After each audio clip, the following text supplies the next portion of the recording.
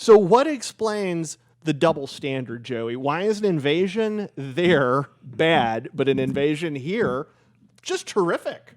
Well, Joe Biden is one of the biggest globalists of history. Joe Biden is a globalist. Also, I believe Joe Biden has a vested interest in Ukraine, considering Hunter Biden's sketchy business dealings with his, hundreds of thousands of dollars a month salary from the Ukrainian gas company. By the way, he's under federal investigation right now for tax dealings. So I think Joe Biden has a vested interest. I also think it's really easy for Biden to attach himself to the Ukraine-Russia situation and then use that to put blame on for problems happening in the United States. It's really convenient to say, oh, inflation, gas prices, energy, all these problems are because of what's happening thousands of miles away. So that's easy. And it is politically hurtful to recognize the invasion on the southern border. Joe Biden would have to admit that his administration has failed.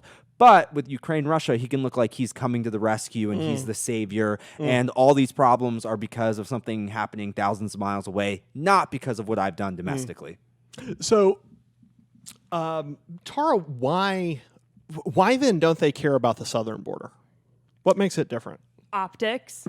Oh, yeah. It's completely that. Like, if they can point to the southern border and point to the fact that women and children are trying to get over and all this stuff, rather than like 99% of them being sex trafficked in reality with coyotes and all of that, that's what they're gonna point to. Plus, that we all know that they're going to try and push what Obama has been pushing for years, which is getting all of these people legalized. We know that many people typically vote Democrat based from all of this, just because the Democrats are constantly pushing. That's the hope for sure for the Dems. That's basically what they're pushing, and at least with Ukraine, they can be like, oh, look, we're defending democracy and all of these things. And it's just frustrating to me and mind-boggling to me that we're risking sending over American lives for a country the size of Maine when we're not even defending our own border. And if we're going to get into the whole government spiel on everything and say, hey, Russia needs to take responsibility for their actions, what's Mexico doing about the border situation? That's their people, whether or not the Mexican government is pushing it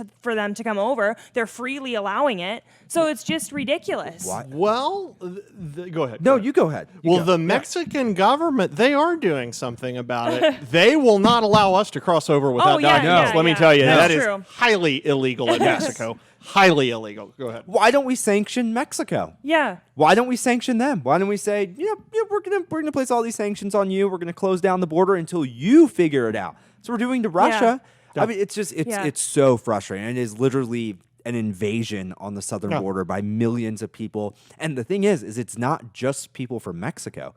People coming from the Middle East and across the southern border. Oh yeah, starting from Brazil, working their way up. It's crazy. So frustrating. So the theme to me seems to be then that the left is okay with violence directed against freedom fighters. Yes. It is okay supporting violence. Like, we haven't deployed troops. I don't think we're going to in Ukraine. Biden's not that stupid. Well, I don't know. Just wait. In maybe the words of Barack Obama. But they're not willing to. They're willing to defend a border on the other side of the world, but they're not willing to defend our southern border. When a group twice as large as the entire standing Russian army has crossed over in a year.